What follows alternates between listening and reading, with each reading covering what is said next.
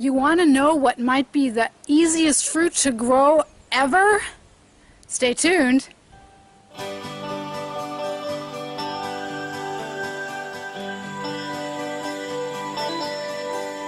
Hey everybody, it's Emily, and today, yes, I want to reveal to you what might be the easiest fruit to grow ever. This isn't the first time I've made a video about it, but I have more subscribers now that might not have seen my last video, so I want to talk about it again. And besides, every year I'm always excited when harvest time comes from these bushes.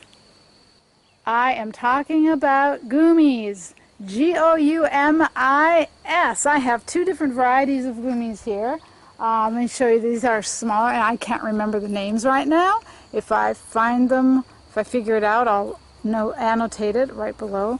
But these are a little bit smaller, this variety, and these berries are a little bit bigger. And I think the smaller ones actually get sweeter. But the awesome thing about gummies is, well, first of all, we've only had these for 4 years. They grow really quickly. I mean, look how big they are. They were just little sticks when we first moved here and put them in. And so that's one thing. They grow really fast and get prolific. Even when they were half this size, you know, they start to produce pretty much right away the first year. The second thing is that they produce a lot. You see all of these. And they don't need... Now, I have two different varieties because they produce more if you have the two different varieties. They'll still produce a lot. So it may be that I'm getting so many tons because I've got a little bit of cross-pollination, which, like I said, isn't necessary. And perhaps the most awesome thing of all for me, now I want you to understand that I have already harvested some from this, so it doesn't have quite as many as it could have, or as it did a few days ago. Because, wow, look how big this one has gotten. And the branches, see, the branches are kind of bending down from the weight of the berries.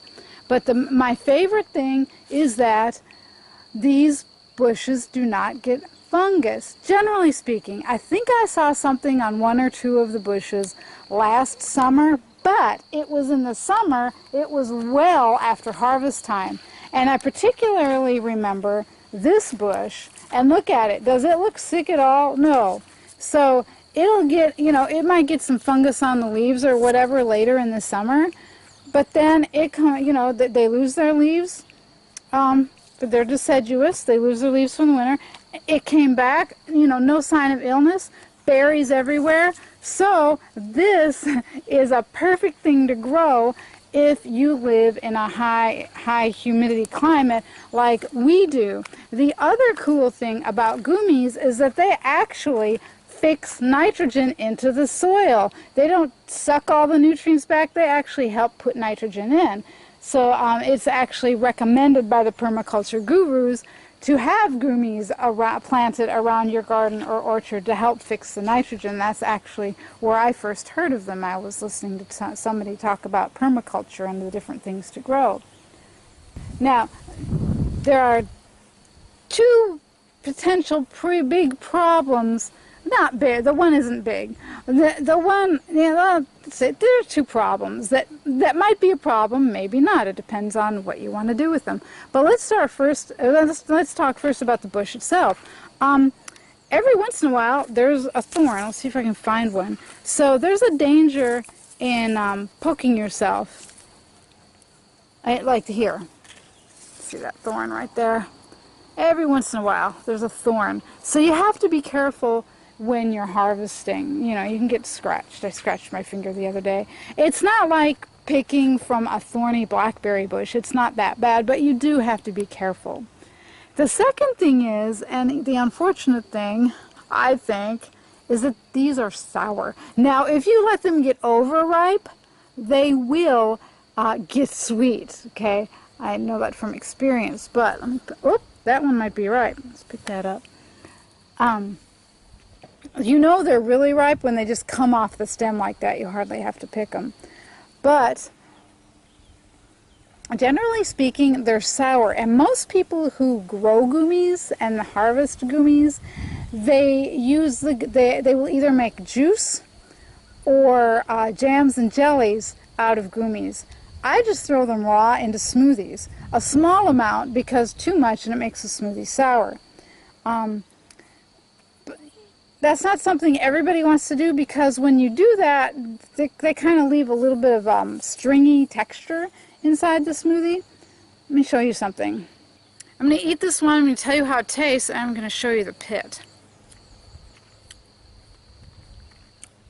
Now, even though it came right off, it's still pretty sour. You know, think kind of, and I dropped the pit. Alright, I couldn't find that pit, so I'm going to eat another one.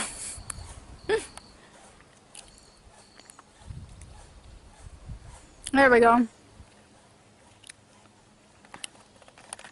See if I'm showing it there. So there's a pit. So when you throw it into a smoothie, the pit makes a little bit of stringiness. Now, if you like to chew gum, you could chew on this.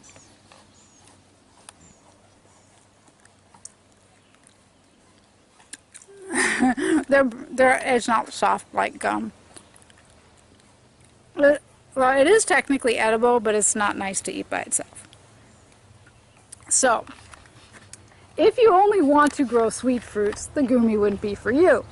However, if you make a smoothie or even like a fruit salad that has mostly sweet fruits, of course, if you make a fruit salad, you'd have to take the time to pit the gummies, which would be kind of a pain. So, I think it'd be better to throw them in a smoothie if you're going to do that. But yeah, if you mix it with other sweet fruits in a smoothie, it adds a nice sour flavor, a little extra punch of vitamin C and other vitamins and minerals like that.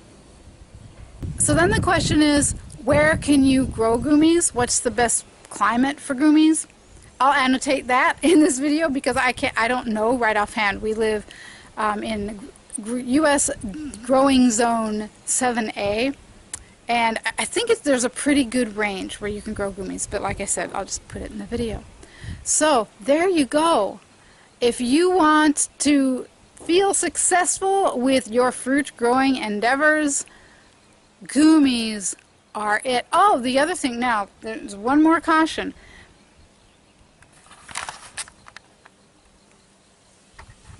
This is the top of our orchard. Our orchard is covered with beetle netting. Birds cannot get in here. The first year we had gummies, they had all turned red. I was about to harvest them.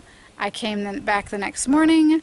They were all gone because we didn't have this roof on the orchard. Apparently a bunch of birds came and had a feast in the middle of the night. So birds will eat these. However, you know, if you can protect them from the birds, they don't get pests.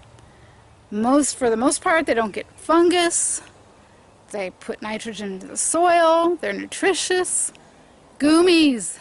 Get your gummies. I love them.